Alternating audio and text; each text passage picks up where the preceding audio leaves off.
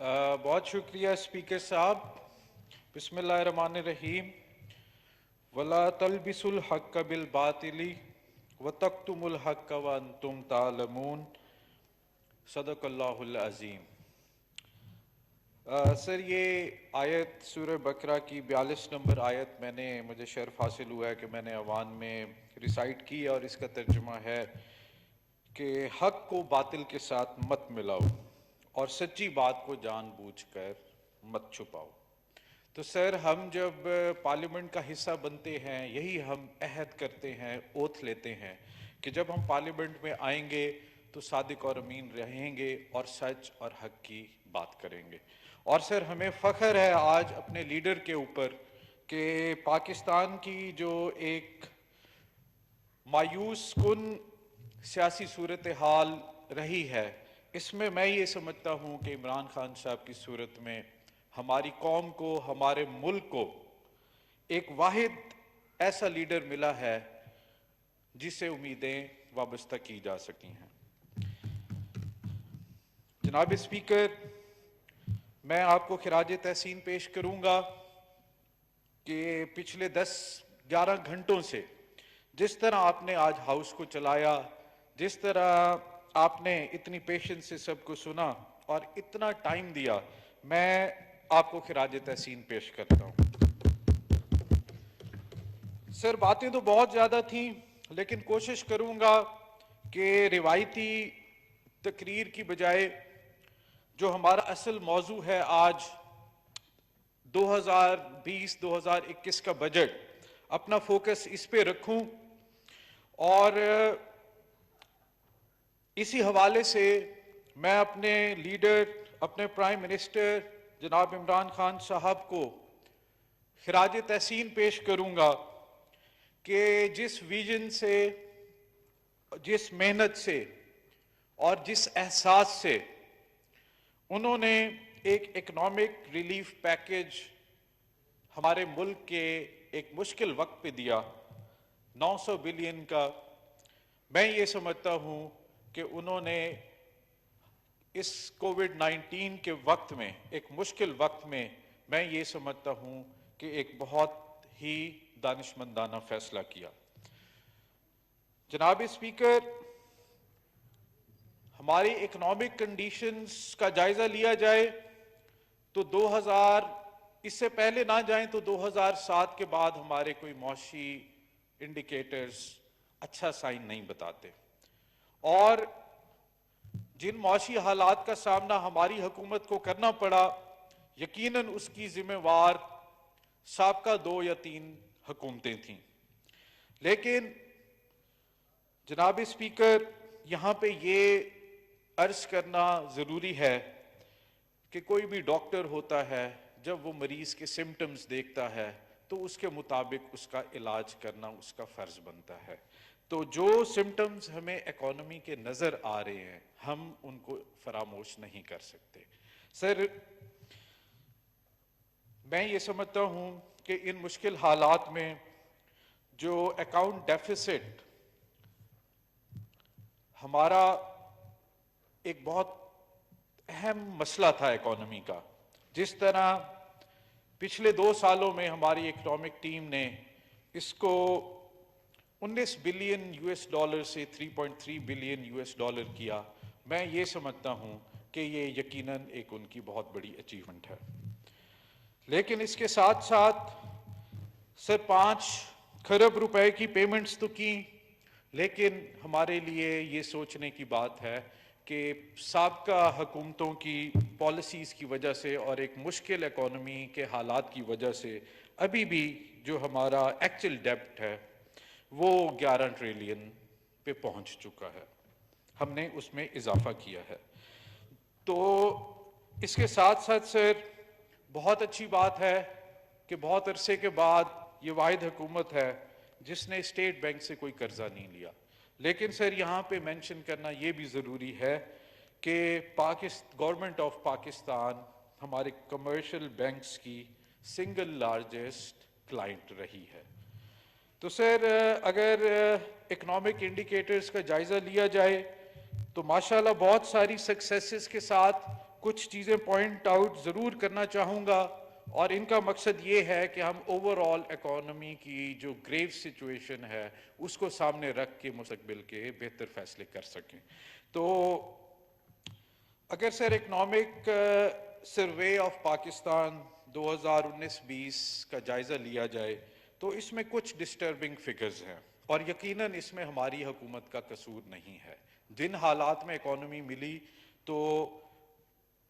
ان indicators کا جو ہے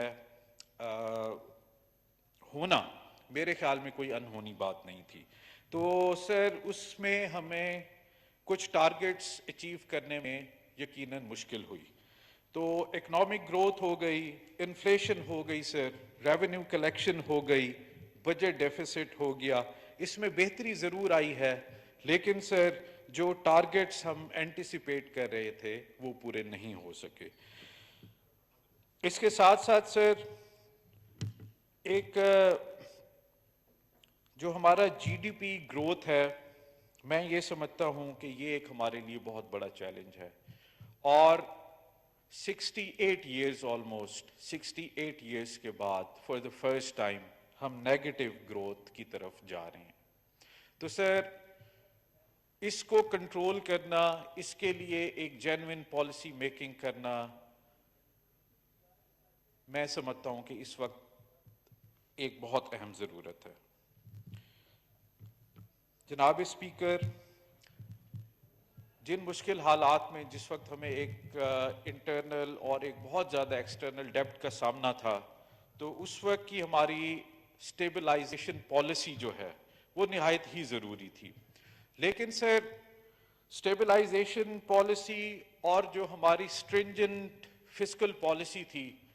اس کی وجہ سے اکانومی کی گروتھ کے اوپر یقیناً اثر پڑا۔ تو سر اس اثر کو زائل کرنے کے لیے یہ ضروری ہے کہ ہم واپس اپنی توجہ economic growth, growing in employment, اور جو ہماری ہاؤس ہولڈ انکمز میں کمی آئی ہے اس کو سٹیمولیٹ کرنے کے لیے میں یہ سمجھتا ہوں کہ یہ وقت ہے کہ ہمیں ایک سنجیدہ پالیسی کی ضرورت ہے۔ سر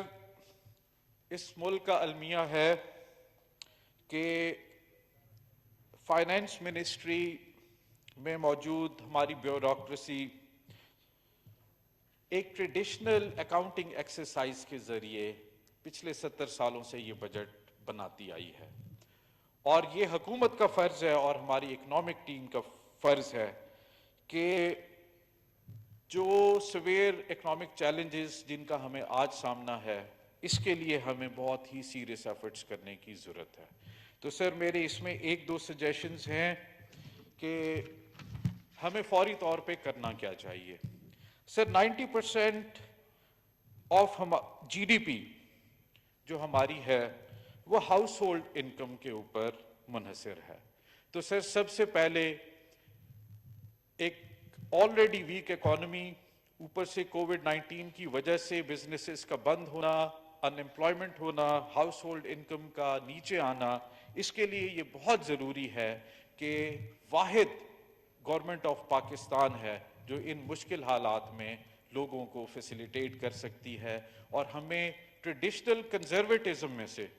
نکل کے ایک ایکسپینشنری فسکل پالیسی کی ضرورت ہے، اور ہمیں لارج پبلک سپینڈنگ کی ضرورت ہے۔ سر مجھے پتا ہے کہ ہمارا انٹرنل ایکسٹرنل ڈیبٹ کا بہت بڑا مسئلہ رہا ہے، اور اس بجٹ میں ہمارے جو ریونیو ٹارگٹ ہے جو کہ آلموسٹ 5 کھرب ہے، which is 27% higher than the last fiscal year، تو سر ان کو اچیو کرنے کے لیے میں یہ سمجھتا ہوں کہ ہمیں ٹیکس کلیکشن بھی براڈر بیسڈ چاہیے۔ اگر ہم آج بوروئنگ کر کے ہاؤس ہولڈ انکم بڑھانے کے لیے، امپلائمنٹ بڑھانے کے لیے، جابز کریشن کے لیے اگر آج حکومت پاکستان یہ پیسہ خرچ کرے تو اس انکم سے یقیناً جی ڈی پی گروتھ بھی بہتر ہوگی، اور جو ہمارے جب یہ پیسہ خرچ ہوگا تو اس کے ساتھ ساتھ ہمارے ریونیو ٹارگٹس بھی بہتر ہوں گے. تو میں یہ سمجھتا ہوں کہ سر یہ ایک کلیکٹیو پرابلم ہے, ایک کلیکٹیو ایشو ہے, اور ایز پارلیمنٹیرینز میں یہ سمجھتا ہوں کہ ہم سب کو سیریسلی ان ایشوز پہ دیکھ کے اپنی گورنمنٹ کا ساتھ دینا چاہیے. اور میں گورنمنٹ سے بھی یہ اپیل کروں گا کہ اس مشکل حالات میں بجائے اس کے کہ رائٹ سائڈ پہ بیٹھنے والے اپوزیشن بینچز والے لوگ ہمیں بلیم کریں اور ہم انہیں بلیم کریں, ہمیں اس کرائسس کا مل کے سامنا کرنا چاہیے. ہمیں اپوزیشن کو ایک کنسٹرکٹیو طریقے سے ساتھ لے کے چلنا چاہیے تاکہ ہم مل کے اور اس پارلیمنٹ کا جو ایک بہت اہم رول ہے اس کو ادا کرتے ہوئے ان چیلنجز میں سے باہر آ سکیں. اس کے ساتھ ساتھ سر پی ایس ڈی پی کے حوالے سے میری ایک چھوٹی سی کنسرن ہے کہ پی ایس ڈی پی کہ میں نے پروجیکٹس کا جائزہ لیا, بہت اچھے پروجیکٹس ہیں اور بہت ویل بیلنسڈ ہے, لیکن سر افسوس سے کہنا پڑتا ہے کہ ہماری ہی پارلیمنٹ میں موجود چند لوگ وہ اپنے ان کو نوازنے کے لیے ہم کچھ ایسے منصوبے دے دیتے ہیں جو کہ irrelevant ہوتے ہیں. نہ صرف irrelevant ہوتے ہیں بلکہ ان سے دوسرے علاقوں کی حق تلفی ہوتی ہے. فار ایگزامپل سر اس پی ایس ڈی پی میں صرف ایک چیز کا ذکر کروں گا کہ ہمارے 3 حلقوں میں 650 ارب کے فنڈز دیے گئے. تو میں یہ سمجھتا ہوں کہ یہ باقی حلقوں کے ساتھ ناانصافی ہے. میں یہ سمجھتا ہوں کہ ان مشکل حالات میں ہمیں پورے پاکستان کے لیے ایک یکساں پالیسی بنانی چاہیے, کیونکہ علاقے یکساں ہیں, یہ ملک ہمارا ہے اور اس ملک کے ہر حلقے کے پرابلمز ہیں اور ان کو ہمیں دور کرنا ہے. اس کے ساتھ ساتھ سر میری آخری 1-2 گزارشات ہیں ایگریکلچر کے حوالے سے کہ حالیہ ویٹ کراپ ابھی ختم نہیں ہوئی اور ہم نے دیکھا کہ زمینداروں سے فارمر سے 1400 روپے پہ تو ویٹ لے لی گئی, لیکن اب مارکیٹ میں اس کا ریٹ 1700 1800 اور 1900 تک جا رہا ہے. تو میں یہ ریکویسٹ کروں گا اپنے پرائم منسٹر سے کہ سر جیسے آپ باقی مافیاز کے خلاف, ہولڈرز کے خلاف ایکشن لے رہے ہیں, میں یہ سمجھتا ہوں کہ ہمارے لیے بہت امپورٹنٹ بات ہے کہ جو ہماری ڈیلی کنزمپشن کی جو ایگریکلچر پروڈکٹس ہیں لائک ویٹ, ان کے ریٹ جو ہیں یہ سٹیبل رہنے چاہیے, ان کو اننیسیسریلی اوپر نہیں جانا چاہیے. کیونکہ ہم ذمہ داروں سے تو 1400 روپے پہ لے لیتے ہیں, لیکن جو مڈل مین ہے اس کو 2000 پہ پہنچا دیتا ہے, تو یہ ہمارے غریب کسان کا استحصال ہوتا ہے. اس کے ساتھ ساتھ سر میں اپنے حلقے کے حوالے سے 1-2 مختصر ایشوز ریز کرنا چاہوں گا. حالیہ بارشوں اور یالہ